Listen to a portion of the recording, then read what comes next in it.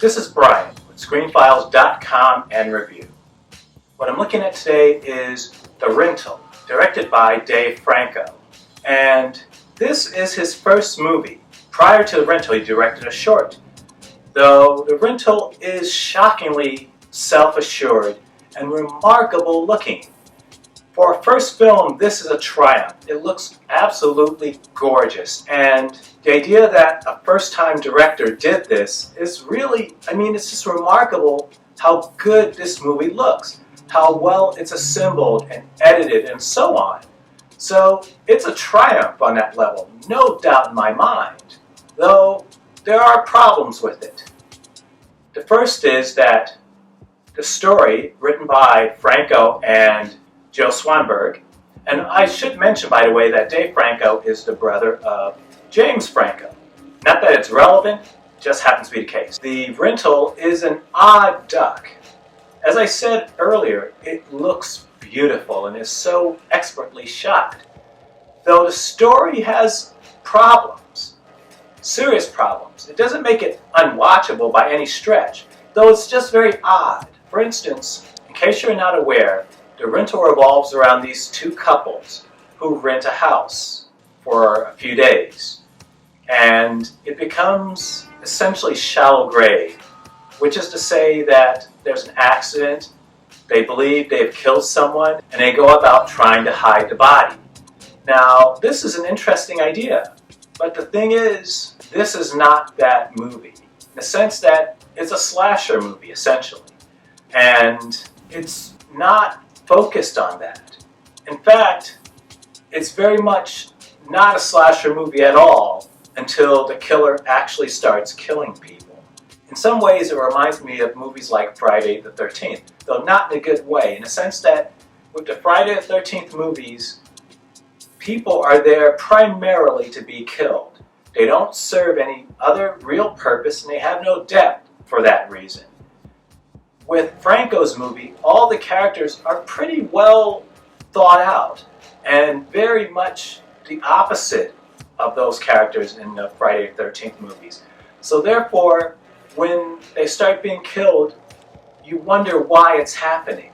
It has a very disconnected feel. It's almost like, if you remember the Robert Redford movie, Ordinary People, is if there were a serial killer killing people in that movie. You would go, what the fuck? Why is this happening?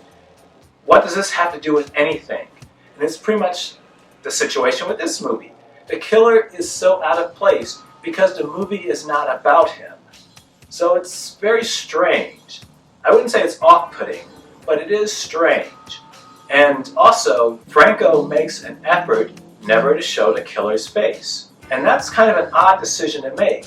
Why is that, you might ask? Because it either implies he's really confident there's going to be a sequel to this, and it's possible. It's not an expensive movie. It's entirely possible there will be a sequel. Though I don't think that's the case. It seems to be some type of affectation, as in he's trying to make a comment on something. Though what it is, I have no idea, and it just doesn't seem to make any sense to me. There are probably 5 main characters in this movie, and not a lot of extras. So, why are you not showing the killer's face? It's not like he's one of those main characters. It's definitively shown he's not. So, why not show his face? He's no one. Is the director implying that this could be anyone? Highly unlikely, because get this, this is how he works. He rents a place, copies the keys, then eventually comes back to kill whomever else happens to be renting it. And he also watches them through electronic devices, cameras, and that type of thing, set up all over the apartment. Strikes me as a very serial killer type behavior. But this not only is dumb, it's kind of expensive.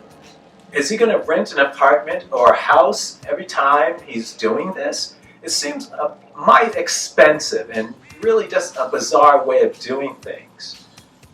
And with this movie, the cast is really good. The movie stars Dan Stevens, Alison Brie, and Jeremy Allen White. A really strong cast, but that's also part of the problem. You start to care about their dilemma. But their dilemma is not what this movie is about. It feels very much misdirected.